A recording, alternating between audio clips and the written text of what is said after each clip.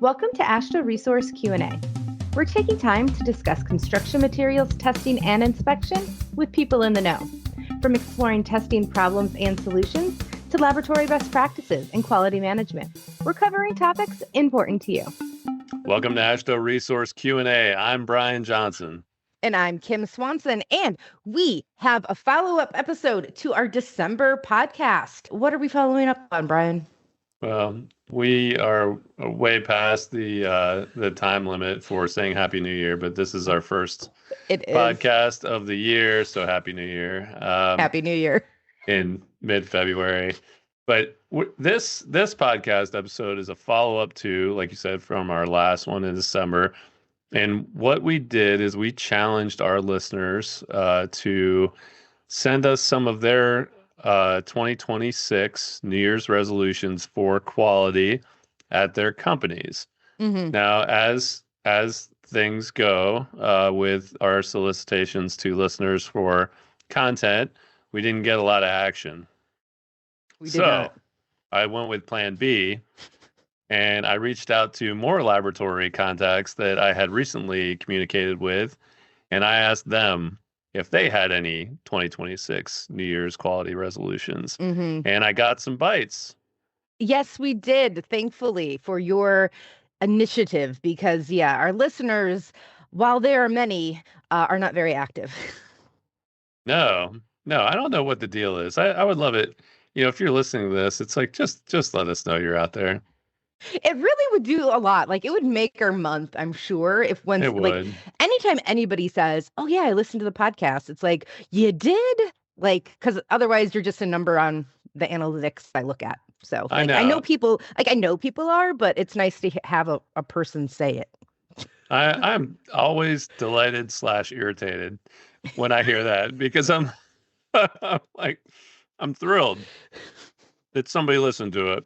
But at the same time, I'm like, why don't you just you can let us know? Yeah, I was going to encourage everybody to say hi and tell them you listen to the podcast at TechX next month. It's like a couple weeks away. And I was like, you should definitely run up to Brian and say, "Can I have your autograph? I hear you're on a podcast." Yeah. Yeah, I'm sure people will be doing that. We might as well get to that first. So we are preparing for the technical exchange here in March in Louisville, Kentucky. If you have not signed up and registered and booked your hotel yet, please do so. It'd be great to see you out there, and we can talk about quality there. I'm working on my presentation still, much to many people's chagrin. I'm still working on it, but truthfully, I will be working on it until I give it. Yeah. Because I'm always thinking about, what can I do? How can I tighten this thing up? Continual improvement. Continual improvement, always on my mind. Mm-hmm. Sometimes it's great, and other times it's just, trying to perfect something that's already perfect. So sometimes you got to know when it's good enough. Yeah. Good enough. Good enough is a good start, right? Yeah. Mm-hmm. Actually, it's kind of funny. As I prepare for TechX, I'm thinking about so many things. I'll start presentations that are totally irrelevant. I'm aware. To the I went over it with Kim yesterday. I started and I was like, you know what, that would be a good one. And then I looked at my stuff that I'm going over, and there's nothing that it fits into. So that one's just going to exist in my brain and on my computer until there is a time to go over it.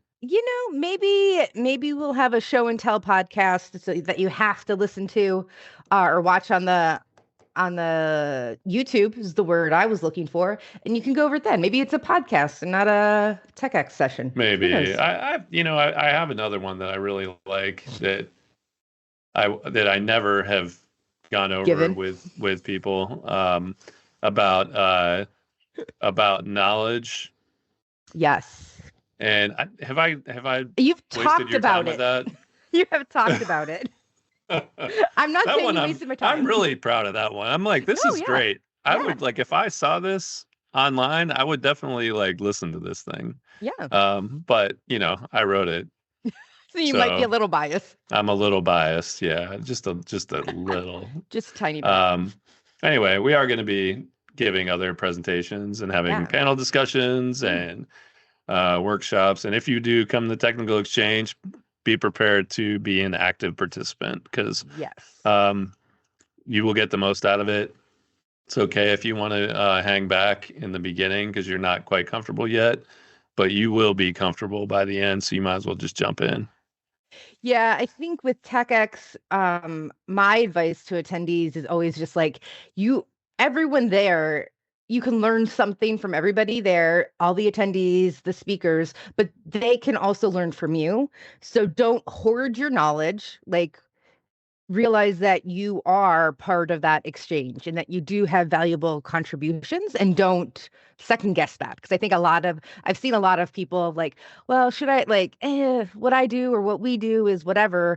But everyone's there to learn from each other, not just the presenters. So attendees make the exchange part possible of the technical exchange.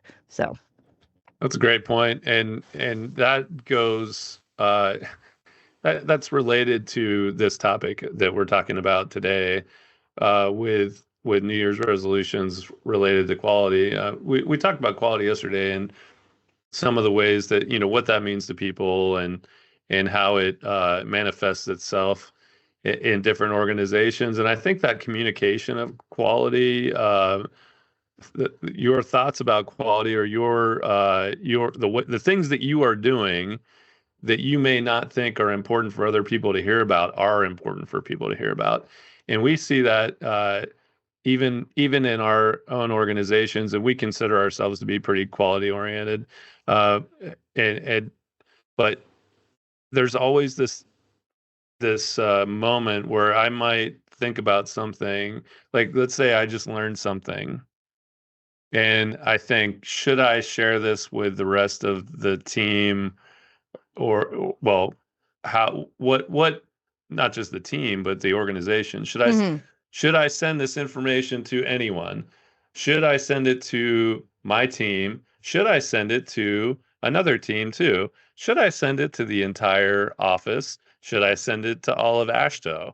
Like, so you think about those things, because you don't want to overburden people with information, but at the same time, you do, if it's something useful.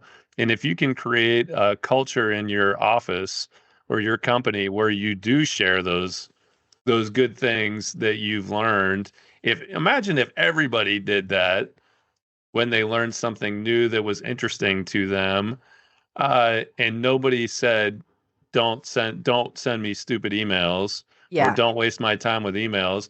What kind of environment that would be? That would be a really a great environment of continual improvement, if people were not afraid to share the things that they learned with their colleagues. And I would encourage people to do that, even if somebody says, don't waste my time with this, ignore them, because they need to get on board with having a growth mindset, and adopting continual improvement. I was just going to say, talk about growth mindset. And so that's not only sharing what you have learned, but then also what you've learned from your failures. Like, so we talk about like what you've learned of like, oh, this is new information, other people should know this too. But then also when you've had a quote failure or something didn't quite go right, to then share what the lessons learned were there. Like, oh, this ABC didn't really get us the outcome we wanted, but maybe it's because of this. Do you guys have, you know what I mean? And like, it's a collaboration of sharing knowledge. It's not a one-way thing, I think is an important too, of like, you have that collaborative environment, and it's not one person sharing one thing, or, like things all the time to a group of people, that it's a conversation of quality. Absolutely. And you touched on another key point, is learning from failure. Failure is truly the best opportunity you'll ever have for learning. It's funny, when you're younger, you hear that from older people, and you think like, what is this loser talking about? Like, that's not right. And then so like, you continue to learn like theoretical things, but without applying what you think you've learned. And then as soon as you start applying it, you start making mistakes, and you start really learning. Right. But it's so hard to come to terms with that when you're young, and you haven't really done a whole lot yet. but it's so true. Like Yeah. and it's if you could come to terms with that earlier, it would be very helpful. So Well, and I'm trying to teach my kids that. I think that's something that you have to keep on relearning that. At least I do, because no, like I don't love to fail. Like I don't think anybody, No, most feels people, bad. yeah, most people are like, awesome. Like I learned how to not do that. Like, yes, you can say that logically, right? Like I learned what didn't work, but like you want things to work like the way you want them to work. So it is definitely a lesson that I keep relearning and having to reteach myself that failure is okay, and sharing what like the failure with other people, it's not a thing to be ashamed of. It's a growth opportunity, and you have to look at it that way. But I have to remind myself to look at it that way a lot. It is not easy. It is not fun to be like, hey guys, I failed at this. Like I wanted X, Y, and Z, and A, B, and C happened instead, or something like that. So it is something you have to relearn. And I think just keep practicing being okay with failure. Sounds weird Okay. to say. That sounds so weird to say out No, loud, but it's you're right. true. You are right, and I actually have a tip. None of this was what we were going to talk about Not today, at by the all. way.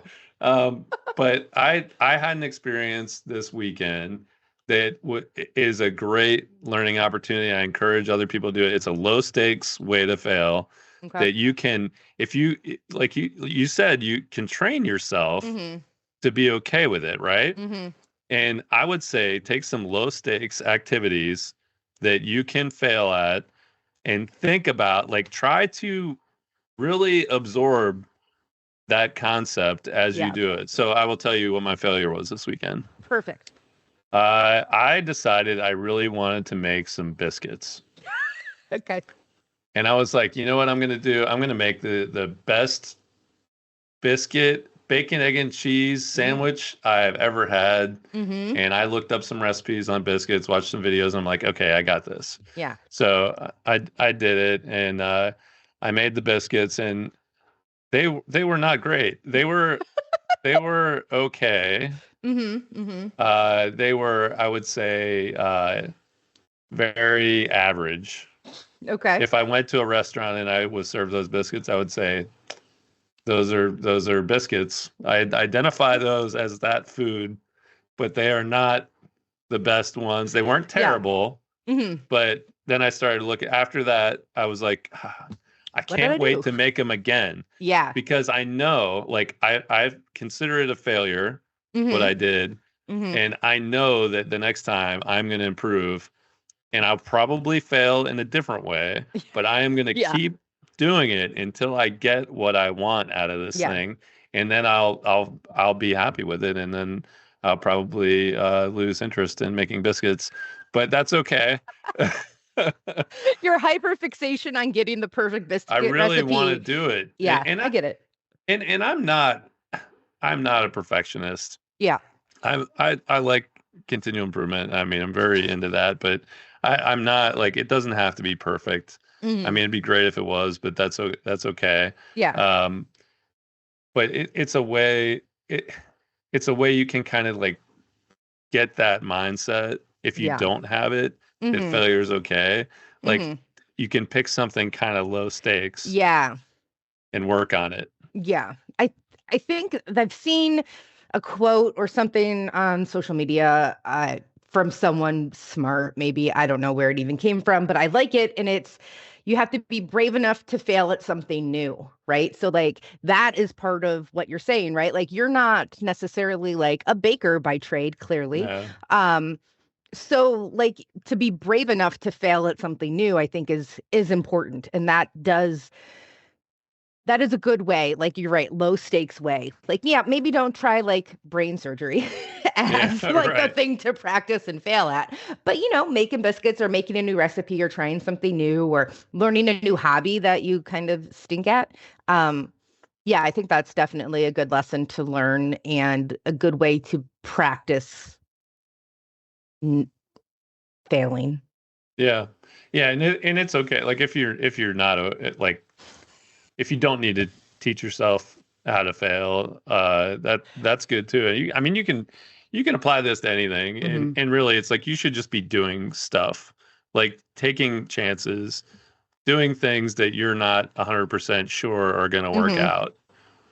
Yes. To get in that mindset. Yes. I'm showing not my age, but taking chances, make mistakes, and get messy. Miss Frizzle, Magic School Bus. Lessons, lessons to live by from Miss Frizzle and the Magic School Bus is take chances, make mistakes, and get messy. Were your kids not a fan of a Magic School Bus? That's great. Yeah. So we did watch the Magic School Bus. They did reboot it. They did did they? A new version of it. I don't know if I approve of that, but okay. All right. Now that we've talked for 20 minutes about stuff that was not planned to discuss, let's get into our actual quality resolutions discussion. Yes. So I got a great response from John McCarthy of ECS. He's the Senior Director of Quality Assurance. And he touched on a lot of the points that we often talk about. So number one is training. So he has a goal this year to work on some internally developed training modules on various QMS, quality management system components, and teach people all through the organization, from technician to director level people about some of these concepts and some of their policies and procedures that lead to quality improvements. Training is, I think that's probably, if that's not something you're working on, put that on your list, because that's where I think that's like the biggest shortcoming our industry has, is actual training related to quality topics, instead of just, here's your job, this is what you're going to do. Another thing is more communication related. So like kind of what we were talking about earlier, sending out these little newsletters, QA moments sent out weekly or bi-weekly, emphasizing lessons learned, and changes to standards and other things. One of the things that I saw that he sent that I am just like, yes, we need to do this internally as well. Like, I feel like this should be part of ours, but is the standardized folder and file structure for records and stuff. So that's standardized and consistent within the organization. I think that's probably something a lot of organizations have an issue with. I'm assuming, maybe it's just my bias that I know I have an issue with it. So, but I'm assuming other laboratories have that. But I think it's something like that you might not think necessarily is a quality, goal or, New Year's resolution. But even something simple like that, I think is an amazing and probably harder than you think it's going to be from personal experience to come up with the storage and hierarchy and naming structure. So good luck with that one. But I think that's a example of something that you think is small but would have a big impact across a lot of, improve a lot of employees' interaction with quality related things, if that was the way to say that. I rambled there for a little bit, but I think you get it. Definitely. And I know that formatting, organizing, all that stuff is really important, but it's hard to find time to do it, because to do it right, it does take time. And sometimes other people need to get involved, and it's hard to collaboration on things that are really tedious is a challenge. We've always struggled with kind of a knowledge management issue over the years, where we have so much information kind of scattered about, that we haven't really found a great way to consolidate it and to make it so that if you have a question, you can quickly get to the right answer. There's a lot of noise from discussions, because a lot of times the questions that come up are things that have never been standardized. And there's no clear answer, but there has to be a consistent direction to that answer for us. So it's a bit hard to pin down, but we have to have something. There has to be some decision made on these ambiguous things so that we can move forward. So that's been a challenge. And documenting that for easy reference later, like what you were saying. Like that, I think, is like, we make decisions, but then in X amount of time, do we remember that we made that decision or why we made that decision? Or when that question gets brought up again, do those factors still warrant the decision that was made, or do we need to make a different decision or whatever, that kind of stuff?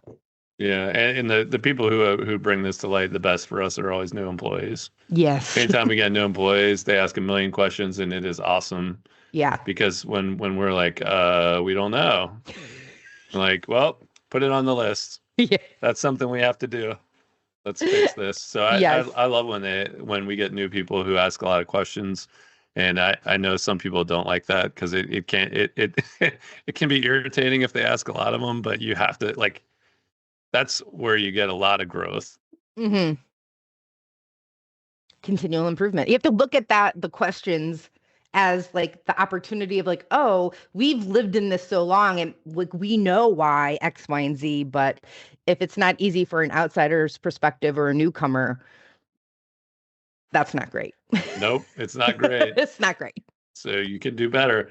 Okay, so other ones. So John gave us just so many good ones. Some about doing better internal audits and management reviews, and there's just a lot there that's awesome. And I would encourage other people to sit down and think about what they want to make improvements on, and start working on it. When you make those goals, let me ask you. You talk about goal setting a lot. I do. Do you have any tips for people about ways that they can, I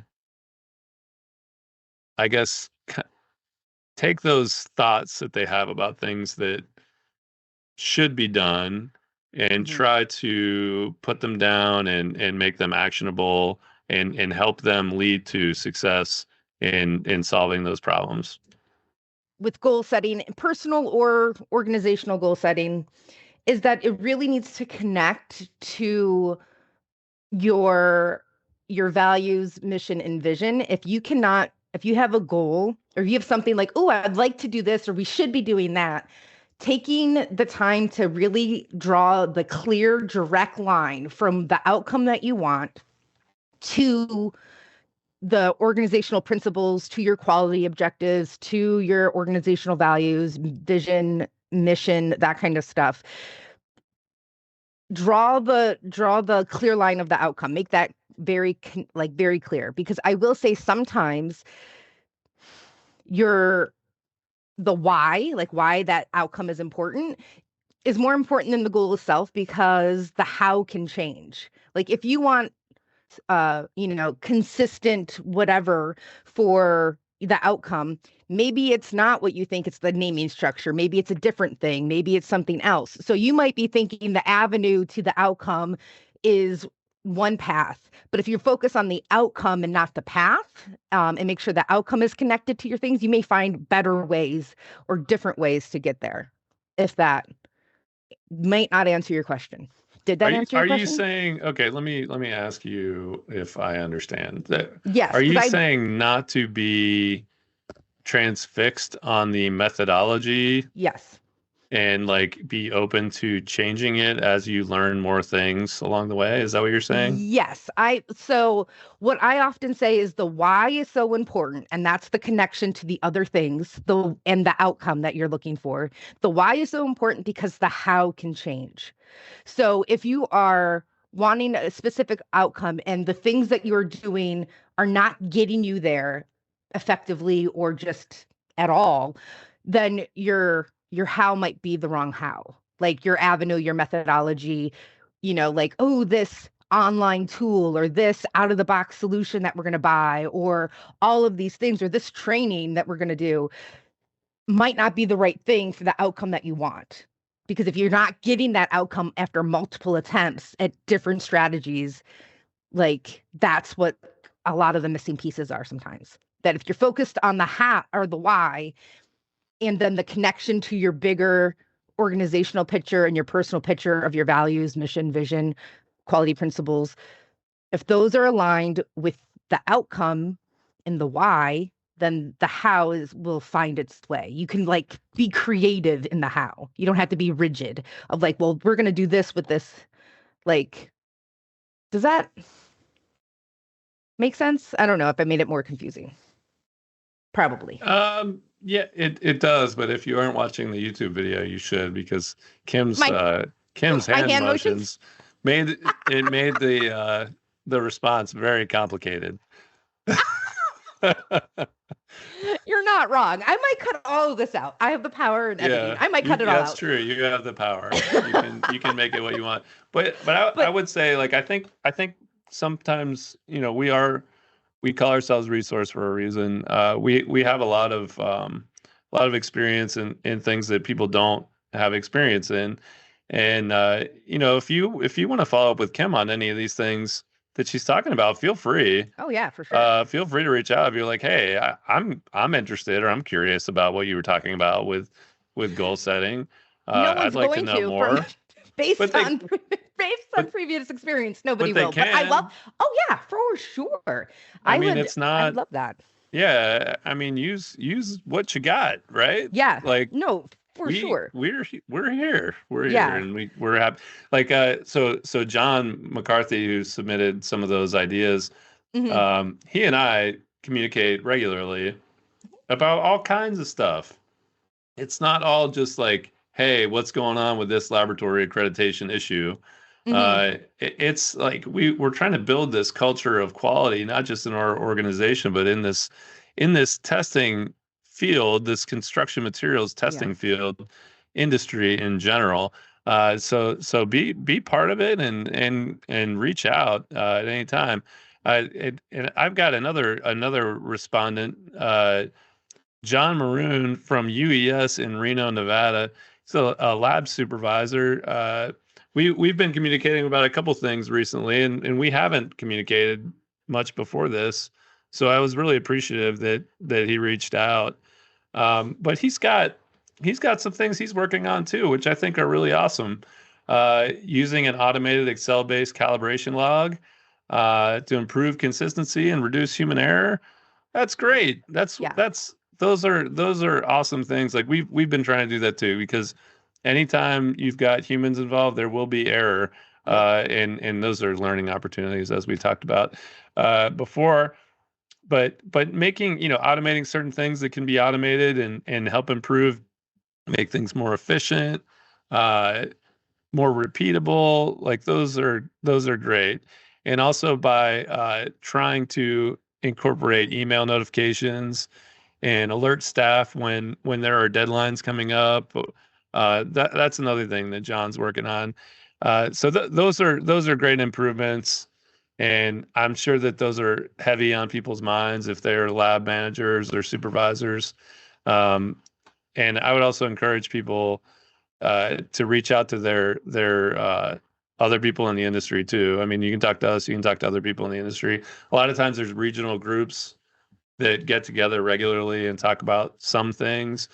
They may not be focused on quality topics all the time, but use those opportunities to have side conversations about things you're working on.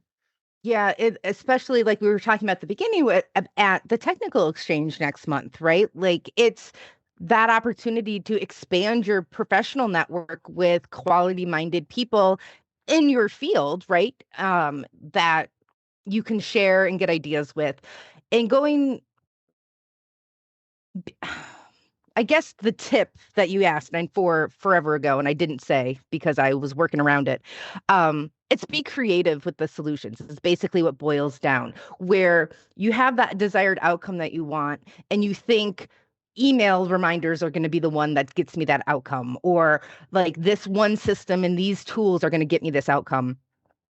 And maybe it's not. Maybe there's a different way to do that. So get buy-in and input from other people as well, because there might be a better way to get the outcome that you're hoping for. So really, it's about not being rigid in the how of your outcome. Yeah. Yeah, and you know what? Sometimes you're going to work on things and you're going to throw it out, and you're going to say Yeah. like, "Oh, I just Oh wasted no. all this time." Don't ever feel like you wasted time, because everything you threw out was a learning opportunity for you, and Yeah. it's just part of the way things work. If I got mad every time I did something that didn't get used, or like wrote a document that was never published, or Yeah. any of that stuff. That I have tons of stuff like that. And you know what? It makes something else better. Whether, it's none of it is a waste. I'm never going to feel bad about that. And Yeah. I don't think anybody else should either. Yeah, I will say I do get frustrated when that happens, but yeah, it is, you have to think about what you can take away. Like, all right, well that's not what I wanted, or that's not um how I wanted that to go. Again, the failure part of it, but it's, okay, what did I learn from it? How can I take this and incorporate it into the next go around or something like that? So I think, yeah, that's easier said than done sometimes, of not It get too is. frustrated, not feel like you wasted time. Yeah, it is easier said than done, and it definitely your experiences will shape how you deal with that. I got another one. So I wasn't sure if I had time to talk about this, and I don't, but I'm going to say it anyway. So one update that I wanted to tell people about that we made recently. This was something that this is in the category of, we did this a long time ago and never actually enacted it because we weren't really sure what to do. So there was like a lot Hmm. of stuff done that never Yeah. actually came to fruition. Hmm. But we did finally take action on it. So we had this standard. So there's a standard C42. It's drilling and testing cores of concrete. Well, of course it Uh, is. ASTM C42, AASHTO T24. It's kind of interesting that those numbers are flip-flop between AASHTO and ASTM. I'm sure that was not done intentionally. It's just the way it worked out, but I like it. So anyway, this standard, we had been accrediting for it just alone. Like, you'd be accredited for this standard, but we didn't always know which labs were doing the drilling Mm. and which labs were just doing like drilling and testing, or just the testing of the cores. Mm. So we have recently, I emailed everybody who's accredited for those standards and I said, what are you doing? Um, are you doing the drilling or the testing or both? If you're doing the drilling, please send me information about your drilling. And I got such a great response. Nice. I was really it was so it was interesting because what I was told would happen was not what happened. I was Mm. told that almost every one of those laboratories would tell me, yes, we do the drilling. Hmm. That was not the case. It was actually closer to it was under 20% Oh, that wow. responded to me and said that they do the drilling. Some people said we specifically don't do the drilling because we don't think it's something that we want our technicians to be doing due to safety concerns. Yeah. And I was like, okay, that's cool. So those laboratories, they don't have to be accredited for drilling. That's why we split it up. So that if they Mm-hmm. don't do it, they don't have to worry about it. That's fine. You don't do it, great. If you do it, we want to accredit you for that so that if there's an agency that's looking for a testing firm that drills and tests it, they Mm. can find that. Yeah. So anyway, we did it. We got the survey. I sent the survey out, got lots of great responses, photos and reports and videos and all Nice. sorts of cool stuff. And the people, this is what I really like my job sometimes in these interactions. I mean, not Yeah. always, right? But I got so many people who were like, we are very proud of what we do for this. And Hmm. here's some great examples. Like, Yeah. and I love hearing when people are Yeah. excited about what they do. Yeah. And I got this really great training video from somebody Hmm. too that they share with their staff. And I was Yeah. like, this is so great. Like Yeah. I love the excitement that Yeah. people have with their work. So I Yeah. got some responses. We made the updates to the directory. We're all done with it. Hmm. And some are still trickling in, and that's fine, and we're dealing with those. But then other people, like as we go through the tour, we'll split it. Like Yeah. if they want to show us their drilling, Hmm. or CCRL is actually the ones who Yeah. would see it. They Yeah. can present it then during their assessment, and we'll add it to their directory listing. But when we first split it, we split it for those who responded, Yeah. and just went in with the assumption that they had always been doing it. We just hadn't recognized it. So their accredited since date for the ones who did response Mm. matches the old, Yeah. like the old one, but Hmm. for new ones, they'll get a new accredited since date on the drilling part. Yeah, So I wanted to let people know about that because this is the kind of thing that doesn't go great with an email. It's like, I think it's better to hear an explanation of it.